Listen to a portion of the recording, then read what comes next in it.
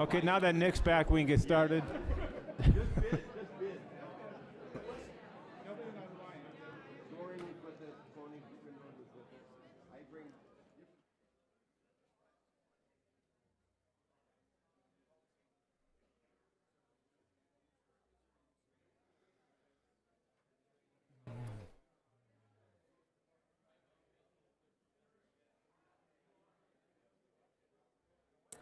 Okay, let's go ahead. Let's get started. Thank you very much.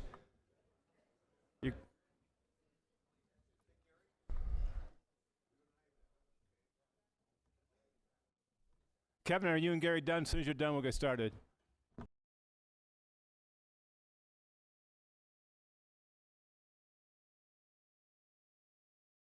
Good input, a lot of good participation, and anxious to hear about how it went in the other sections.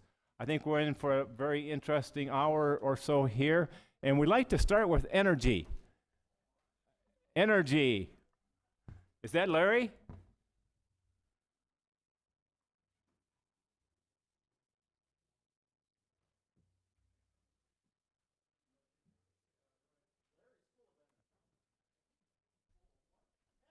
Welcome to the podium, Dr. Scogan.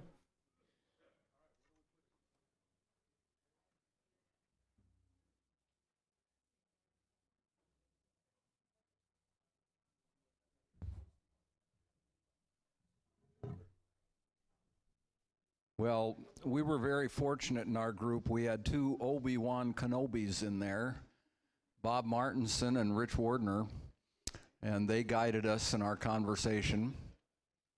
And so we came up with, 3, 5. Some of them are overlapping, others that are going to have to require much more study, and we're going to have to do a lot more here. But number one, we talked about student recruitment. And we had conversations about how do you generate those quality students for the university system, but also we talked about creating the university system as a magnet to bring students into the state. Steve McNally from Hess was a part of our group and said it best, we don't have enough people in the state. And we know that in the state, if we can recruit students in, the average is 38 to 40% of them are going to stay. Well, that means 60% are going to leave, but there's no other way to bring those 40% in without recruiting them into our state and giving them a good education and getting them working. So, and we also talked about establishing that regionally. There were comments in there about we can look at South Dakota and Montana and Wyoming and what they're doing, and we should be able to recruit folks from those areas as well. So student recruitment. Okay, another, and this one actually goes 3, 5, and 2030. This is an ongoing long term, and that's about research across the entire energy sector. We talked about coal, oil and gas. There was a lot of talk about that. We didn't talk a lot about energy generation or electrical generation and transmission and so forth, but those are other facets in there, and water and so forth. One of the things we talked about is a moonshot for clean coal.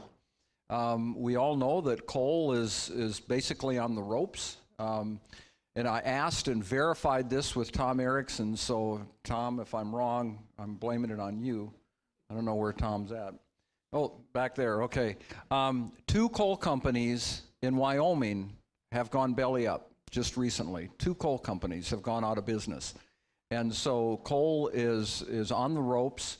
What we really need is some sort of, and this is how the research institutions can be valuable, in some sort of moonshot to get to clean coal, to get us out of the telescope sites of those that are concerned about the fact that they're saying that coal is not clean. So the moonshot.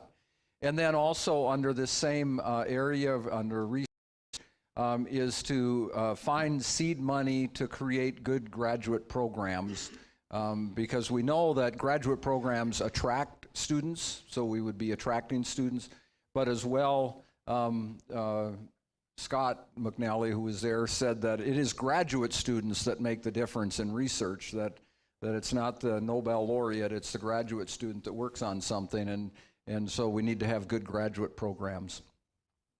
Okay, another one on the, and by the way, that one was for 3 and 5 years, so, well, I don't know if you want to copy them or not, but then third, we talked a lot about collaboration, both internal and external collaboration with industry.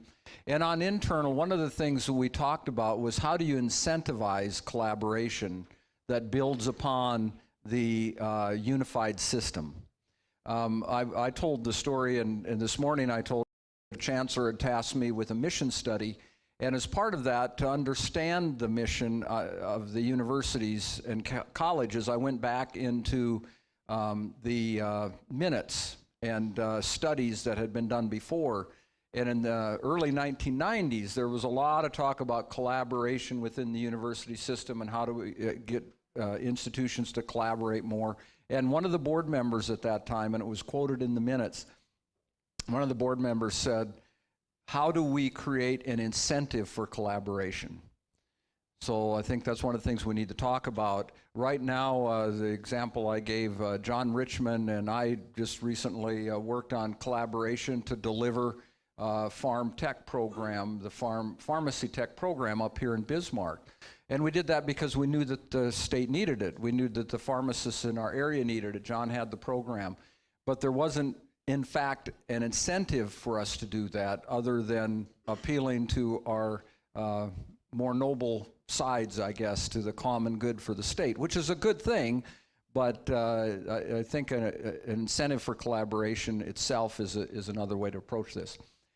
In 2030, we talked about the vibrant communities, a lot of conversation. Okay, I'll say it. How do we buy a hockey team? Okay, now what that had to do with energy, I don't know, but we had a long conversation about football teams and hockey teams and how we were going to buy them and bring them to the state. But the reality is, what you end up with then is a vibrant community. And how do we create a vibrant community? We all know that young people are attracted to vibrant communities. You know, for those of us that are of my generation, you just found a job and that's where you moved. Well, today's generation is finding a community they want to move to and then finding a job. It's completely different.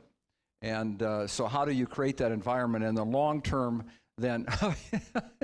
You actually typed that down, how to buy a hockey team. Okay. I don't know if the university system's going to do that, but nevertheless, yeah, there are. So, okay, and then finally, something that we can do right now. This isn't even 3 years out. Something we can do right now is we have to identify the demands within the energy sectors with all of them, and we need to do it regionally, and we need to do it using existing data and actually dig down into that a bit. So that's our report. Ma'am, anything I should add?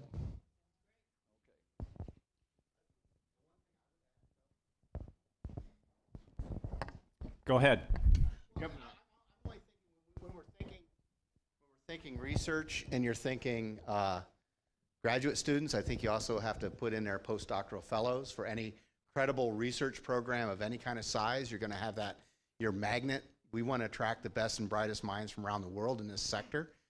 And, you know, recruiting research scientists as well as postdoctoral fellows is critical in that, along with the graduate students. And just for the record, North Dakota already does have a hockey team. Number 8, wasn't it? And also, just for the record, North Dakota has a very vibrant community in Fargo. And then you got to figure out how to get game day, ESPN game day to your city. Technology is next. Hesham?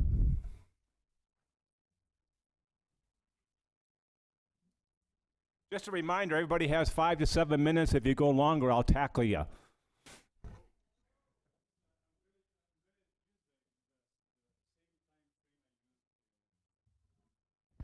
Okay, in our in our committee, or our group, we did not discuss buying any teams. So we focused on technology. However, like any academic committee, we did not follow instructions in the output. So we're not going to do this. We're going to do something else. Can you put it up?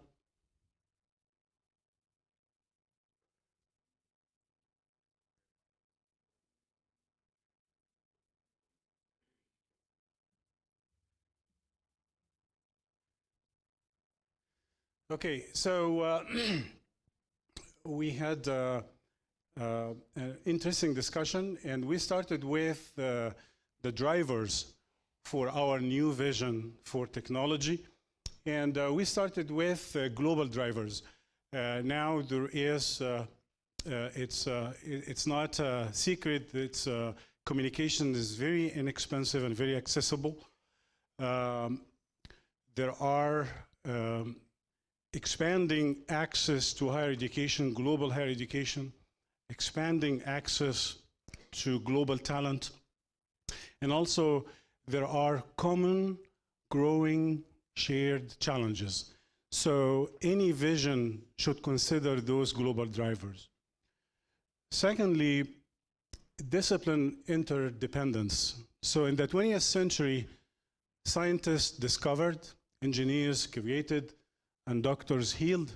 But in the 21st century, those three disciplines are totally intermingled, interdependent. So you cannot be an engineer without working with scientists, or a scientist without working with doctors and so forth. And then we talked about the advances in technology as well. So in the 20th century, it was information flow, storage, process information, and output information. In the 21st century, it's knowledge generation, and that would require modeling and simulation at extreme levels, from the very small nano to the macro level, and also distribution and sharing of knowledge. That also needs to be considered when you drive your vision. And then delivery of education. Right now we are living the age of MOOCs, massively online or open online courses, distance education, flipped classrooms. So the traditional model of residential campus is going to be different. And I think any vision needs to be prepared for that as well. We talked about the K through 16 continuum, because I think to do what we want to do in college, technology-wise, we need to have the pipeline coming into the university system, first of all, interested, and second of all, prepared. So the interest and the preparation of the feed to the university system need to be there. So that's why I think it's very important that we keep K-12 in mind. And then diversity, we talked about the importance in this day and age, gender diversity, age diversity, ethnic diversity, all kinds of diversity need to be considered in a vision, especially in technology. So these were some of the drivers that we talked about. And then we talked about how to prepare our students to deal with the grand challenges of the future. And we talked about maybe the National Academy of Engineering, 14 different grand challenges identified. And we realized that those challenges, not only global in nature, but also they span multiple disciplines. So when you span multiple disciplines, then the solutions need to come from multiple disciplines. And then also in this day and age, innovation should be the heart of coming up with those solutions. But a solution must satisfy three conditions. Condition number one, the solution must be feasible. And this is what we learn in our fields, in our technical fields. So an engineering fundamental is needed to make sure that the solution is feasible. the solution must be viable.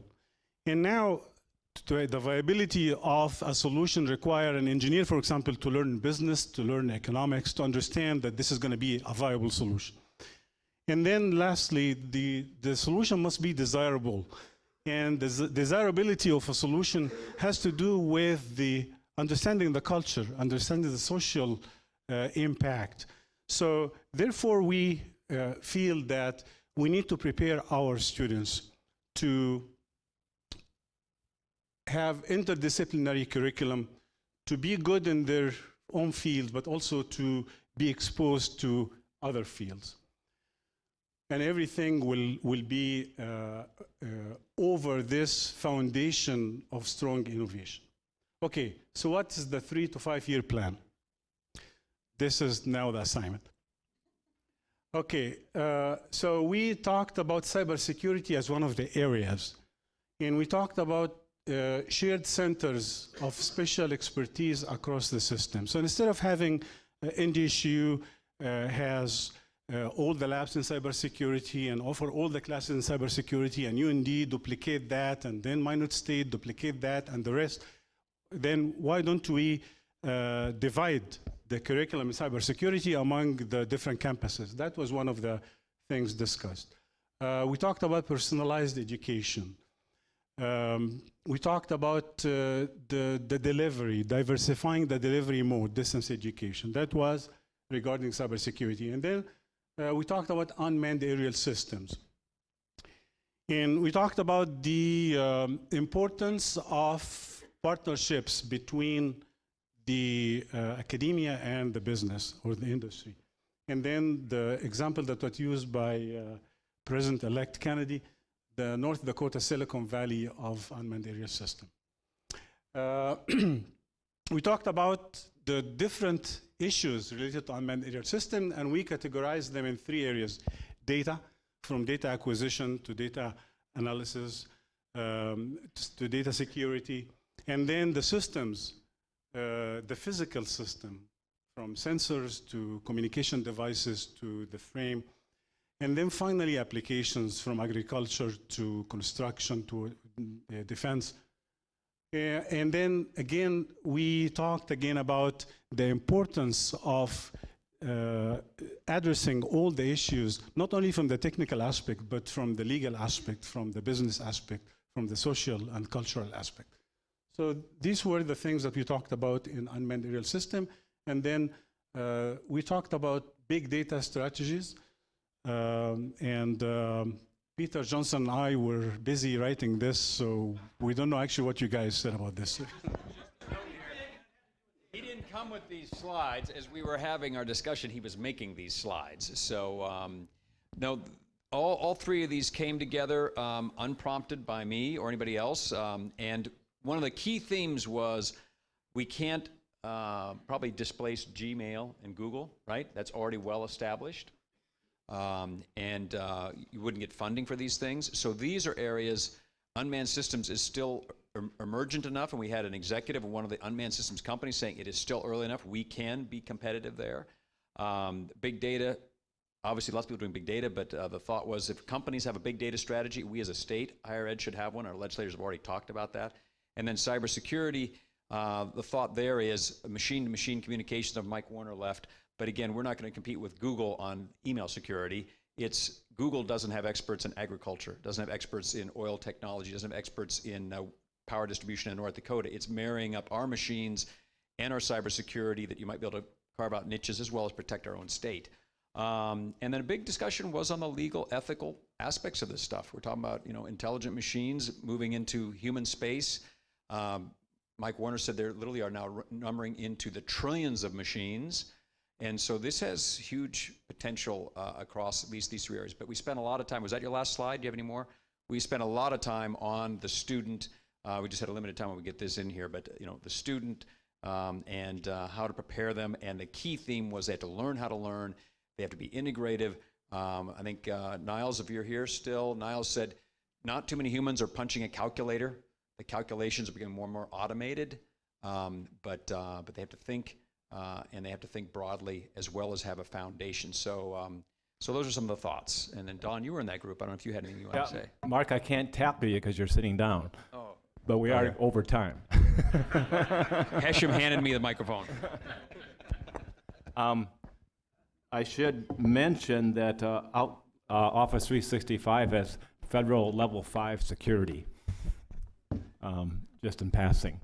Healthcare, we have a great group of healthcare professionals here. Thank you for making the drive and participating, and healthcare's up next.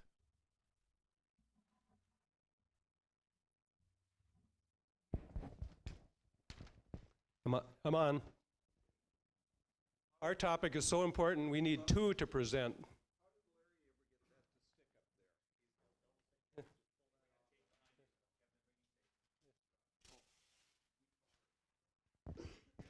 Actually, we're demonstrating the new cooperation between the State Board of Higher Education and the university presidents right here. So Amazing how we could solve healthcare.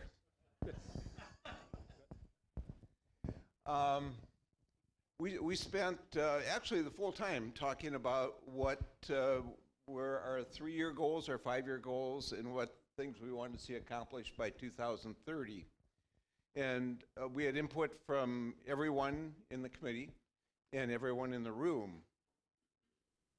So let's go through those. The 3-year plan is to, right now we have a rural med program, and our rural med program services family practice doctors and surgeons in only certain parts of the state. One concept and one thought that we had was to expand that to other allied health professionals or RNs or LPNs or PAs, especially in shortage areas. We also talked about creating a cross-functional, there's a lot of words, and what it means, probably working together better. Creating a cross-functional, cross-institution healthcare task force. And that came up through discussion because the family practice doctor that was involved with our committee was talking about the involvement of mental health professionals in treatment of patients, as well as some of the other people that were sitting around the table talked about that same thing. We also talked about the expansion of Suzhou Hall at North Dakota State University, because that will allow them to train more nurses. It'll allow them to expand their pharmacy program, and they certainly need larger facilities there. We have a brand new medical school opening up this fall, and I believe Dr. Wynn said they're moving into the new building as we speak, so starting today. So that is a wonderful addition to the University of North Dakota. Gary? for 5-year? Here. Oh, coordinating pipeline programs. There's a variety of programs in the healthcare professions and coordination and cooperation. Seemed like a good idea. Young and Hard is one that I think Dr. Wynn brought up. I know at North Dakota State University there's a Hope Camp, and I believe there's another one for adolescents and teenagers at North Dakota State.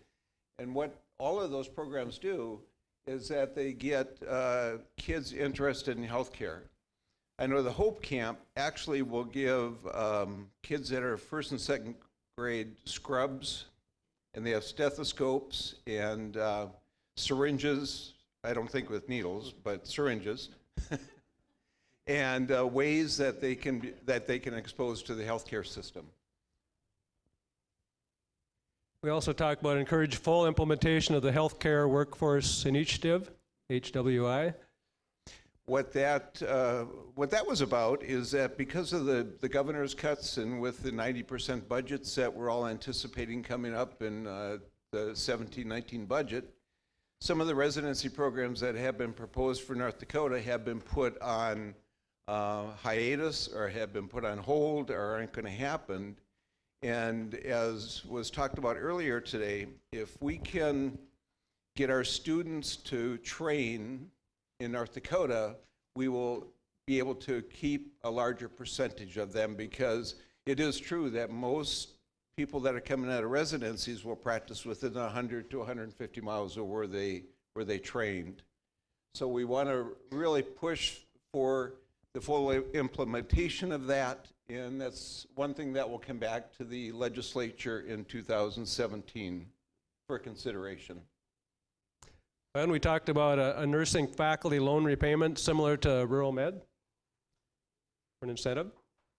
In certain parts of the state, we're having a hard time finding faculty to train nurses, and this would be one way that we could attract faculty to those shortage areas. And so it's very similar again to the 3-year program on attracting other professionals to shortage areas in the state of North Dakota. We also talked about to reduce the American Indian healthcare disparities through increases in American Indian healthcare professional opportunities. And it became clear through the discussion that the Native American population ours has a lot of disparity in terms of health. Diabetes, hypertension, all of those issues, obesity that we all have heard about. Some of them are addressed and some of them are not because we don't have the amount of professionals in that area that we should have. Again, we talked about increasing interprofessional healthcare teams.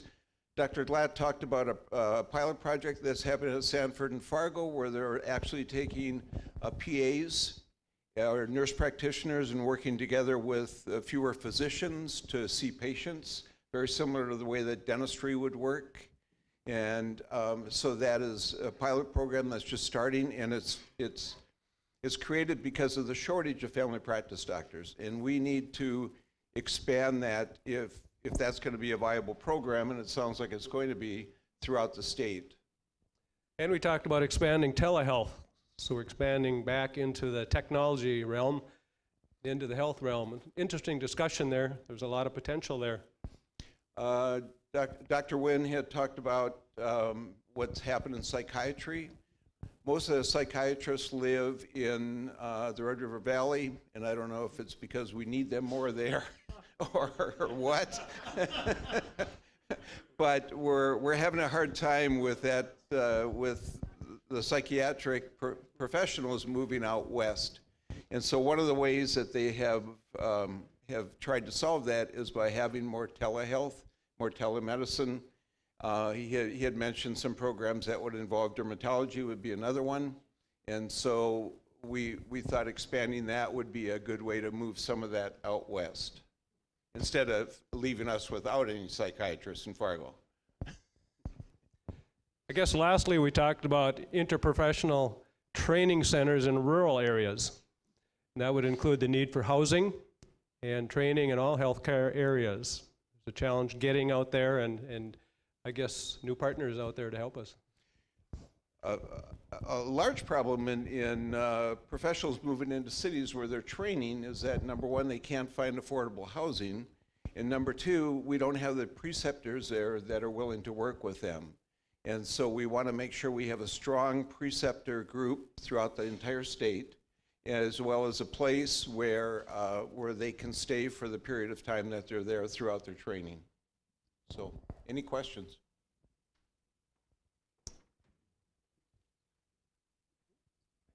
We did solve healthcare in 2 hours. Thank you very much, Healthcare Group. And next up is agriculture.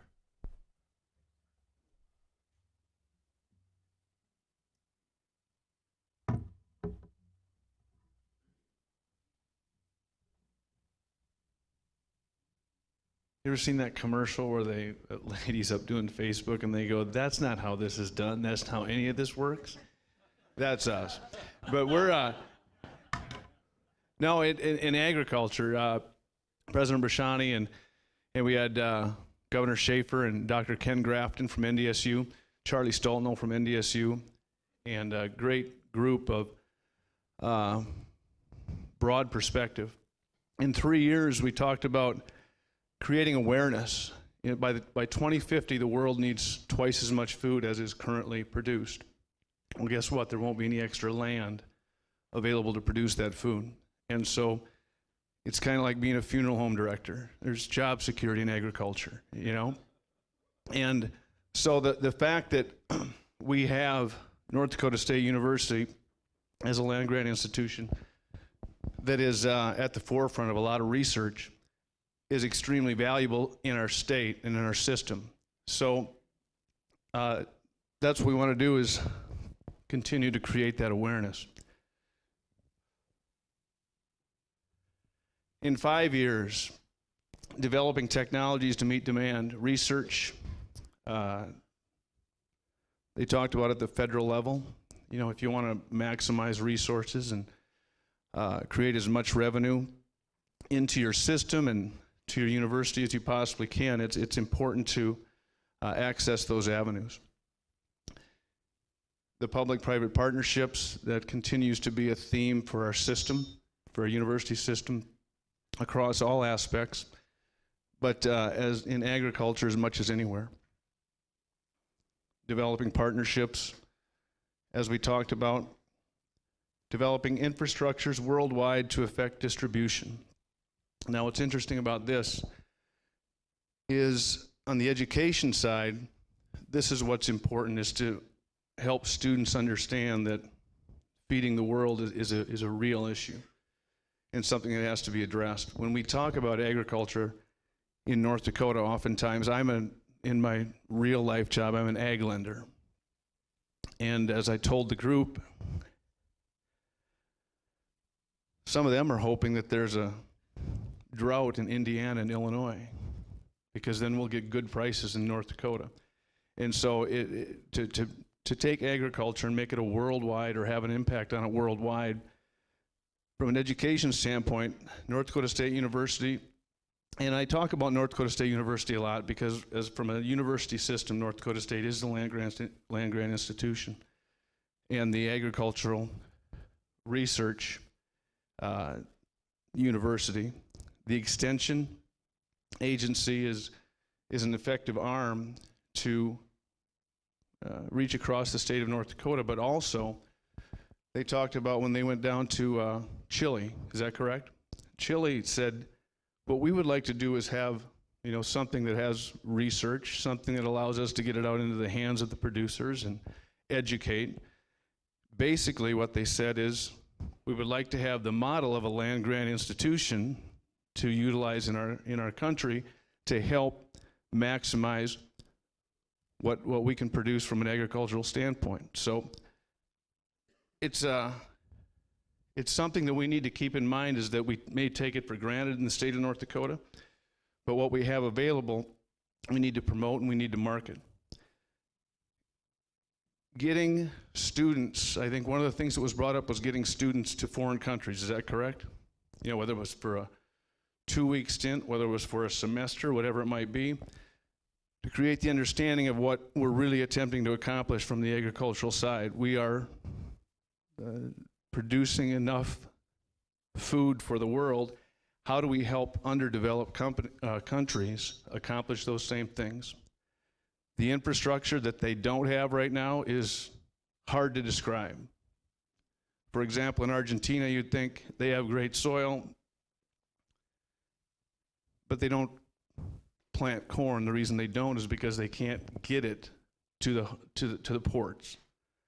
That they can't get a crop that's that voluminous to the ports. It's just too inefficient. Yet they'll plant soybeans. So infrastructure is something that's needed worldwide too.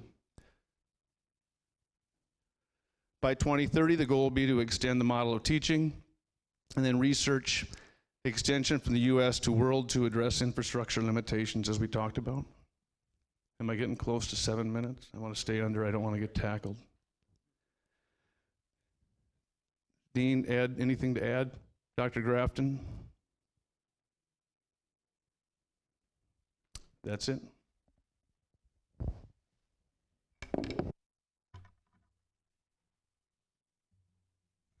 Thank you, Greg. That was a high-powered group. Manufacturing is next.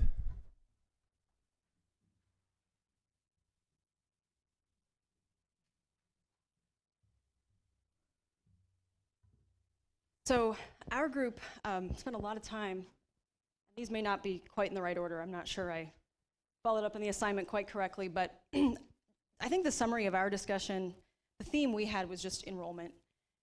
We have the programs, we have the jobs, we just need the people. And we think a lot of that is due to exposure. We have an exposure problem. We're not in the high schools, we're not in front of students. They don't know about the opportunities. There's an awareness issue. We also know there's a perception problem. We talked about that a lot. The perception of technical education and the types of jobs that these students will be going into may be outdated. And we need to make sure that our students understand what those opportunities are. And so in the near term, we talked about what are the most urgent things that we can do. And I think increasing recruiting efforts is a big one. Our institutions commented that we don't invest a lot of dollars there outside a certain regional area, and that's something that we can try to focus our efforts on further, is increasing our recruiting efforts, getting into the high schools, and some of that's partnering with industry. I get the sense that our high schools are more open to industry sometimes than they are to us recruiting directly there at the high school level, and so working with them, partnering with them to make sure that we're getting the word out and educating those students as to the opportunities. I think in-state, it's connecting with those high school students, also communicating with their parents. We talked about the need to make sure that parents understand the opportunities, and there's a perception that, to be successful, my student needs to go to NDSU or UND, and when in reality there are so many more opportunities out there for them, and potentially the right opportunity for them is at a 2-year school. We also talked about non-residents and needing to grow. We can't grow our numbers without those students. There just aren't enough students in our state with the interest in these programs, and so we're going to have to look outside. And right now, it's a competitive environment. We've got some states very close to us that are offering, $0 tuition, so no tuition. It's free, and so that becomes a challenge for us. Not only are we going to have problems recruiting into the state, but we're going to lose some of the students potentially who would be going here to our schools, and so we talked about that being a perception issue as well, and there being some reluctance at times or concern about subsidizing education for non-residents. And we discussed that as a university system, we can do some educating and some better communication to make sure that people understand the value that those non-residents can bring to our state when they stay. Oh boy, I guess we didn't get much on the slide. We also talked about having a mechanism between the 2-year and 4-year schools.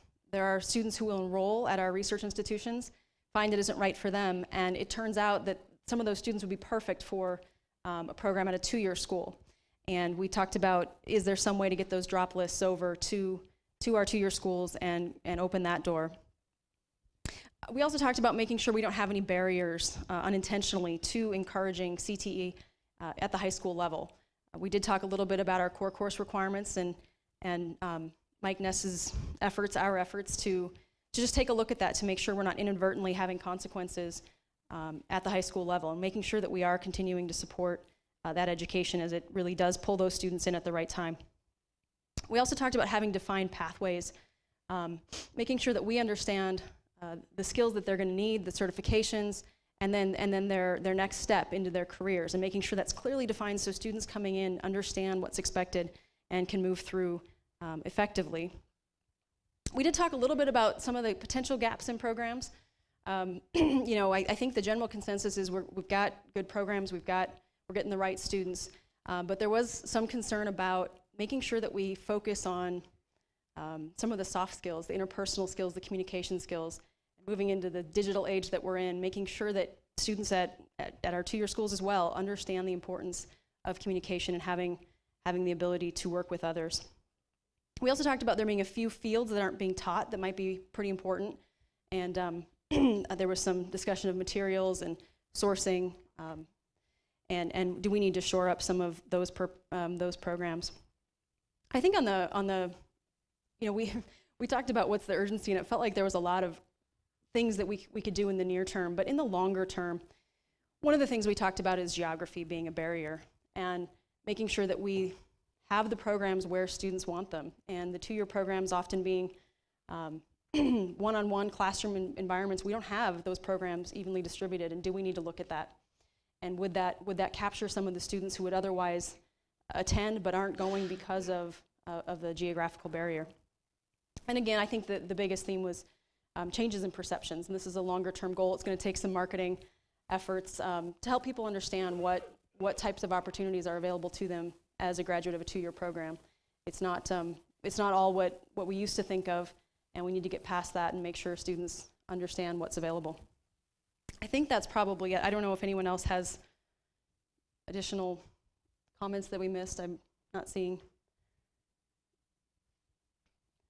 Okay. Yeah.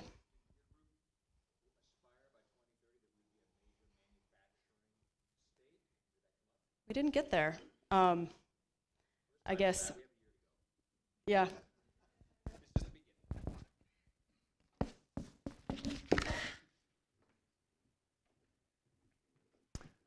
Thank you, Carrie, and other members of the manufacturing group. Thank you for your participation. We are now going to turn to the whole student. We have a whole faculty member.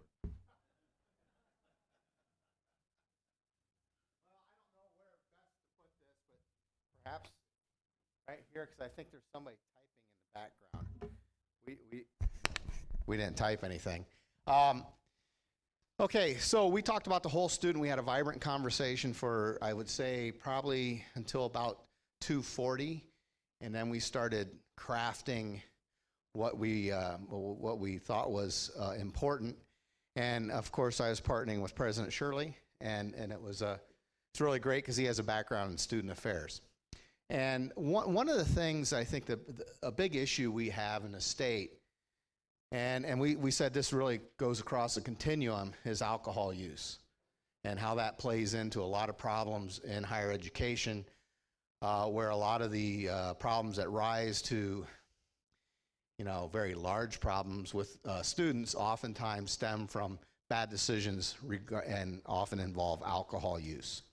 And so we tied into that the public health department, and we see this as sort of an immediate and within the next 3 years to do, is tie in with the public health department to start modeling behavior to reduce binge drinking in the general population, because students are seeing at home, they see it's okay at home, they go off to college and have the same behavior, and that's not overly conducive to the environment we want with regards to higher education. So one of the big bullet points is invest in student affairs right away. We talked a lot about, these are little indentations or bullets under it. Mental health issues, depression, suicide's a growing issue in higher education, something we need to keep an eye on. We also talked about non-traditional students and some of their needs, and also individuals from the military and their elevated needs due to PTSD. Now, we recognize that anything that happens in student affairs is going to increase the investment in non-instructional staff, and so it's a reality.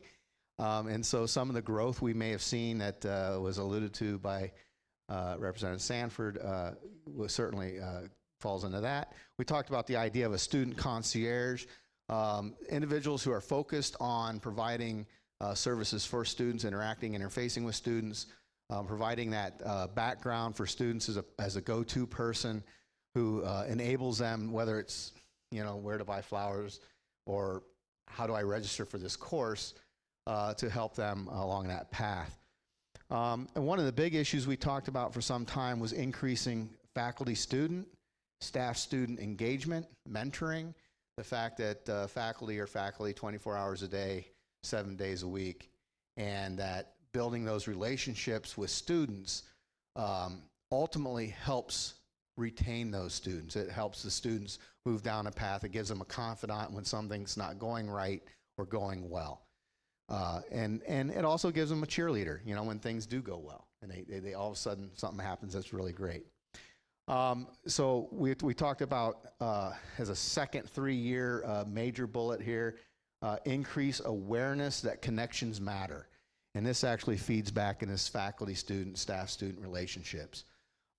These connections that we make every day, whether it's at the wellness center /gym, whether it's at the at the union, at the food court, whatever, matter to students. And just interacting with students casually gives them it's a mentoring opportunity. It gives them an opportunity to interact with faculty and staff as well. 5-year plans, increase private fundraising, perhaps also looking at donation of professional time. Professional time could be, for instance, in the mental health care area, physicians or counselors coming in and donating some time to the institution to help out in that area. But we felt private fundraising was important in that, we talk about endowed professorships, but what about endowed counselor positions? What about other positions that are funded out of private money, okay, within the system of higher education? 2030, we spent a lot of time talking about what we ended up boiling down is higher education. We have to be adaptable to the changing needs of the student. So we talked about, the millennials are sort of going to be going through the system. Well, they'll be towards the end there. We're going to start seeing Generation Z. We don't know what Generation Z needs right now. We have no idea, right? As a whole student, as a whole individual. But we have to be adaptable. We need to also consider how we're going to increase student services to online students. How are we going to provide those online students with services, whether it's mental health issues, career services, other services that are traditionally given to on-campus students? How are we going to give those and provide those for our online students as well? And we talked about learning communities and how there's a trend at some institutions where, and it's really for the board, we heard this last year from Doug Burgum, talked about down at University of Nebraska where they have the business school there, they have a special building, and it's a whole special program where the students are completely immersed in business. And their business is living in that area, eating in that area. They do everything, it's an entire area within one building that they're completely immersed in it. And we're thinking, for higher education, this may be a very important thing to keep an eye on and also begin to think about that's something we may want to model at some of our institutions in the future. So that's the whole student. We talked about a lot of different perspectives, a lot of focus on mental health issues and drug and alcohol abuse and how that contributes to a lot of problems. But we also talked about a couple potential solutions there. We do think in the first 3 years that these things all feed into student retention. And I don't get tackled. I was looking forward to getting tackled. Thank you, Eric. That program in Nebraska we're referring to is an honors program that probably we need to have a discussion about at some point. But thank you very much. Tomorrow's student.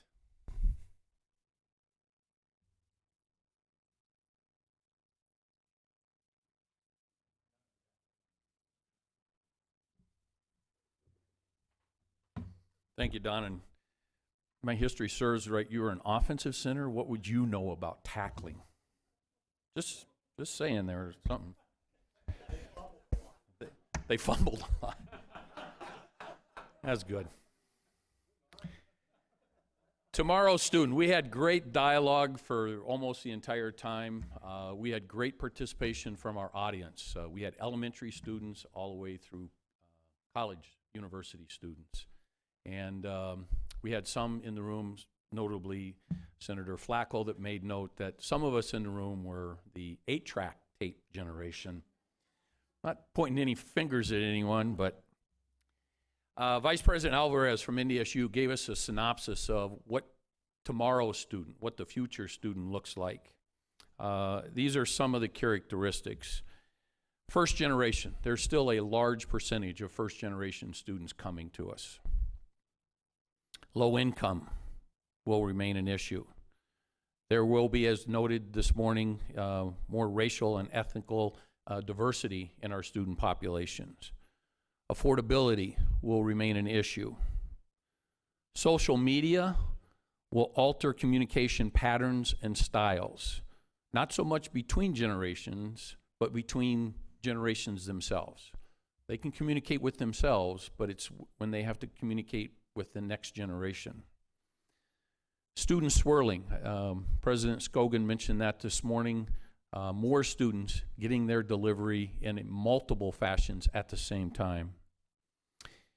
One of the unique things in our society is a shrinking or a changing economic classification. The middle class shrinking is going to change this type of student that we see in the future. Other notable characteristics of the future student, they'll come to us as a lifelong learner, not a 2-year or 4-year or 6-year. They'll be a lifelong learner. We will see more adult learners in our population. Their attention span will be shorter. Someone noted about 15 minutes is about as long as we can expect to hold their attention.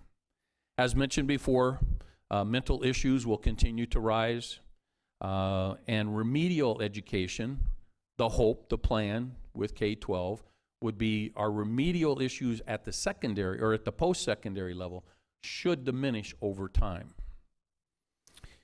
So then we're going to talk about 3 other areas: attainment, degree attainment, affordability, and then the classroom as we see it in 2030.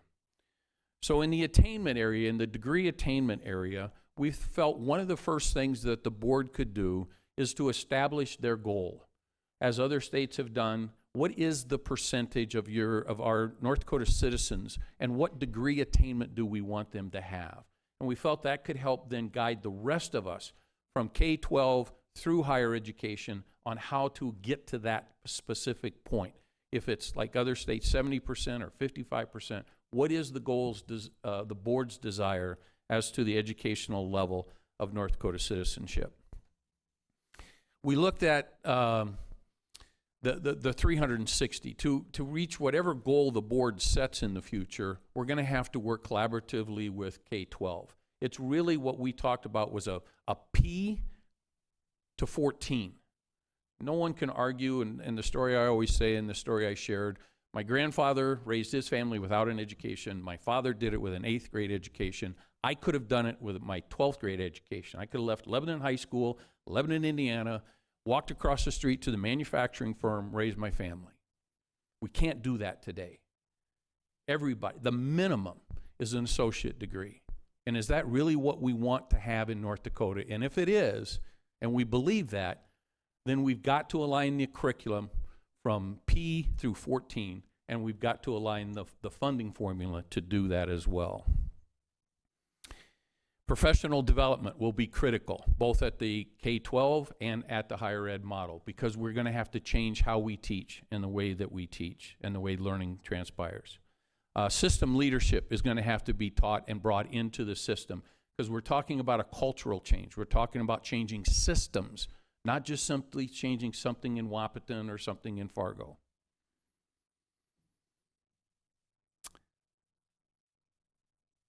I'm going to go to affordability next. It was brought that the challenge grant that we have today is an ideal model to help drive a conversation with potential donors that can increase scholarship opportunities. And we would like to see some version of that, even in these hard economic times. We'd like to see some version of that challenge grant to continue to be able to build upon the scholarships that have been added within our foundations to help pay for the education. We also talked about business partnerships. We're seeing more and more students. I think more and more businesses are reaching out. I know Perry is helping to pay for the education while the students are in college. We're seeing that as a way to help the affordability piece as well. One of the concerns that I think we need to look at in higher ed, and it was addressed in our meeting, is fees.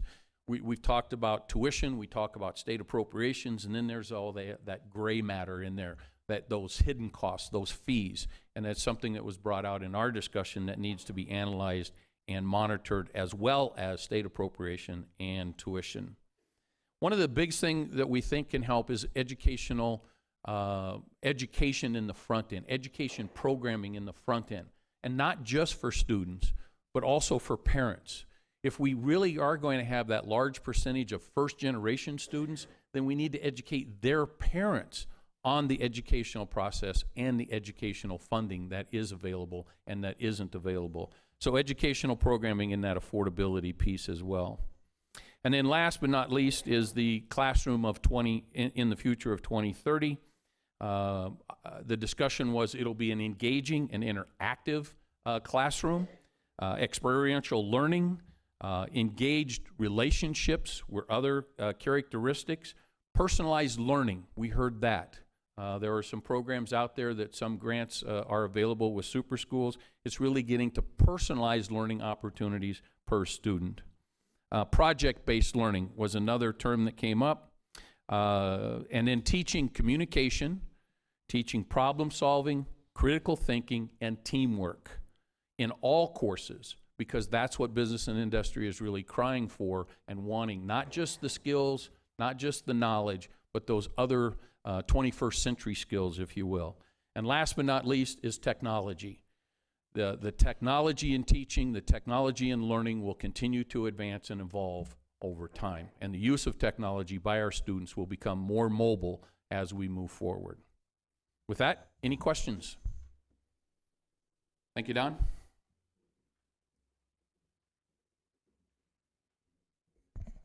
Thank you, John. And let's go to liberal arts group.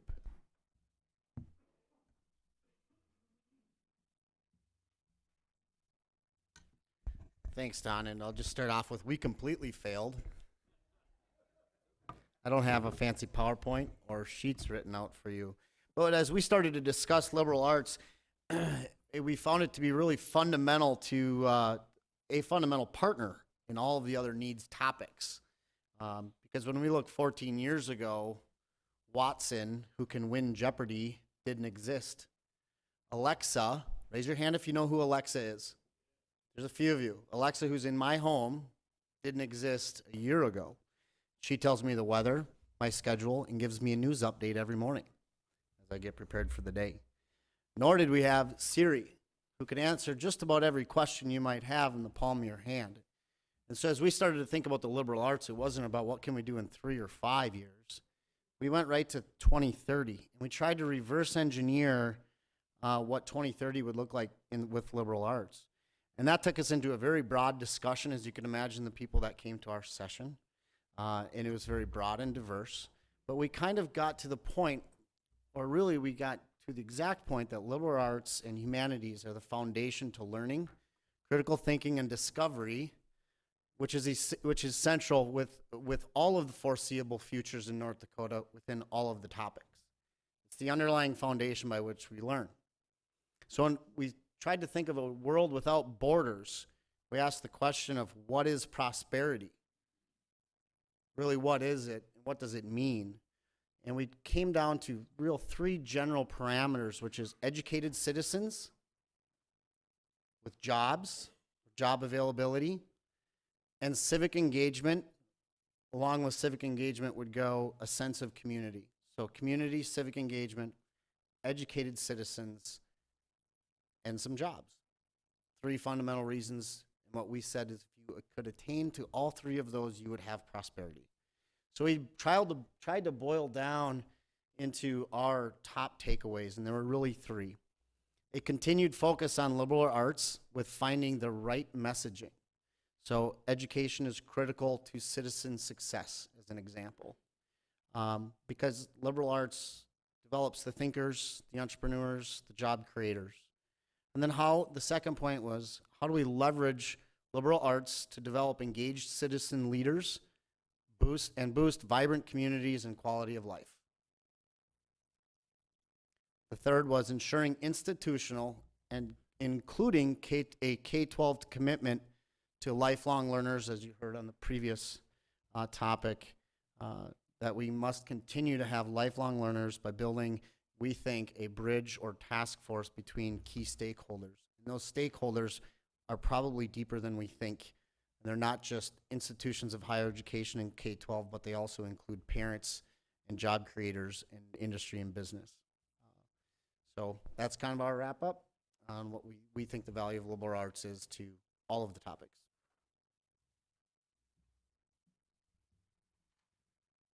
Thank you, Nick, and we will finish with diversity.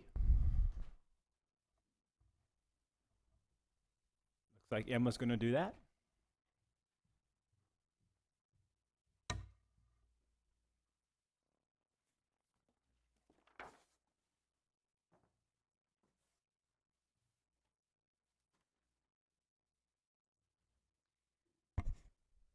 So as our group sat around the table, we had a small group who were interested in this topic. And as we looked at the characteristics of those around us, we realized that we had one millennial and one baby boomer and everyone in between.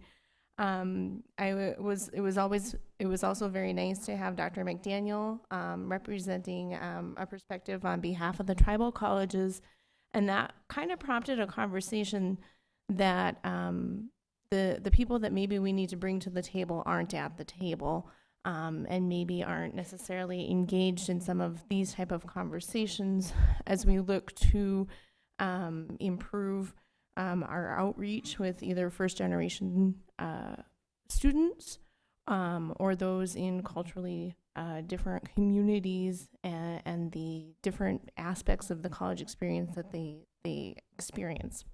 So we do bring that note to our comments. As we look at diversity and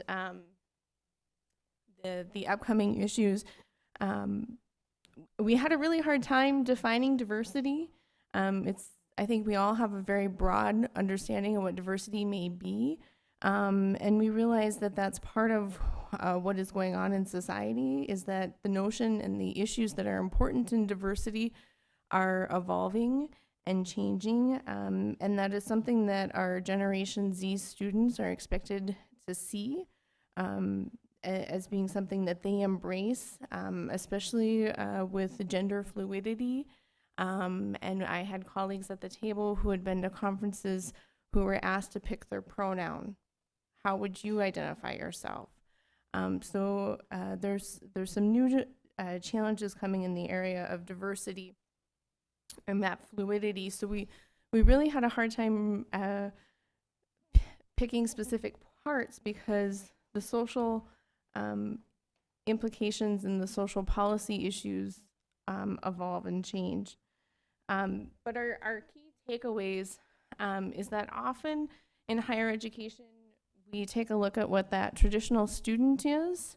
And typically we think of the 18 to 25-year-old who's face-to-face. And we had conversation about our changing demographics as well as the modes of instruction and how framing everything through that lens of a traditional student may not serve us well going into the future.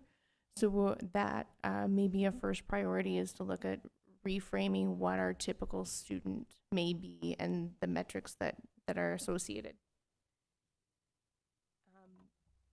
Because diversity is a fluid concept with our students, we really felt that personalization is important so that students have that level of service, as well as the mentoring that was brought up in the whole student conversation about having those people on campus that they can go to seek out support, whether it's navigating our institutions and our policies, or something as simple as Dr. Murphy mentioned, picking up flowers.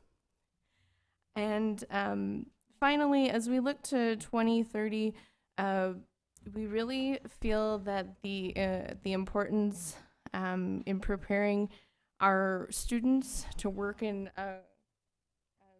a global environment is because it becomes an economic issue. There were concerns brought up around the table of being able to not only recruit businesses to North Dakota, but also to retain them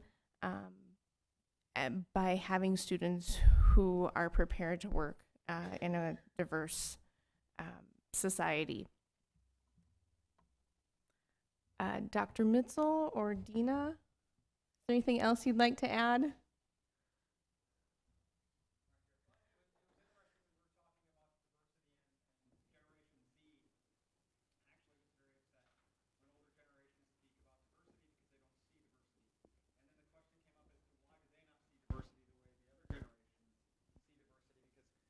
Generally, you get your diversity, you get your religion, you get all these things from your parents and your community. Those parents and communities really haven't changed. And we decided that it really is the ubiquity of the web, and that every Generation Z student has grown up with a smartphone, basically. So whether or not we wish to admit this, North Dakota is fully global right now, and the students coming to college in the next few years are already global. The businesses are already global. And we have to make sure that we're educating them whether or not they wish to leave North Dakota. North Dakota will be a global workplace very quickly.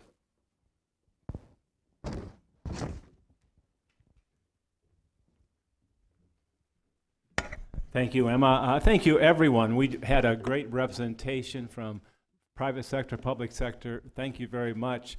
I'd now like to turn it back to our chairperson, a very busy person in North Dakota, not only running her own business, but she also represents North Dakota with the Federal Reserve Bank in Minneapolis, and chairman of this board. Kathy? Thank you very much, Don. And I'd like to thank everybody for being here today. What a diverse group that we do have here. And everybody took a lot of time out of your busy schedules to join us. I'd like to start with a couple of thanks very briefly to our university system staff. This event would not have happened without you. So thank you to the staff.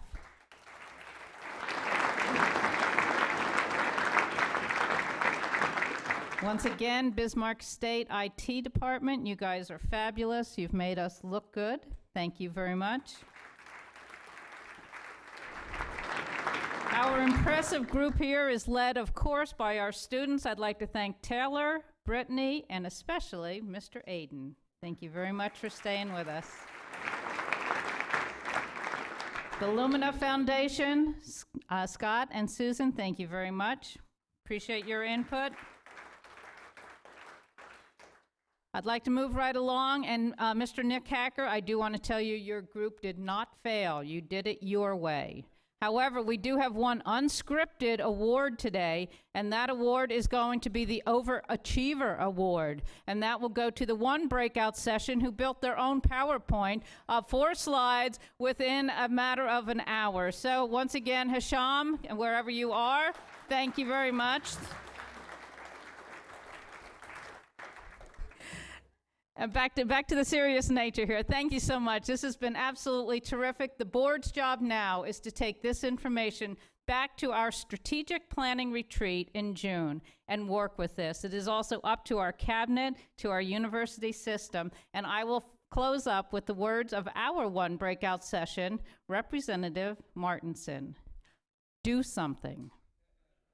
Do something. We have a lot of words put together here. Let's do something with them. And to everyone, thank you very much. Travel home safely.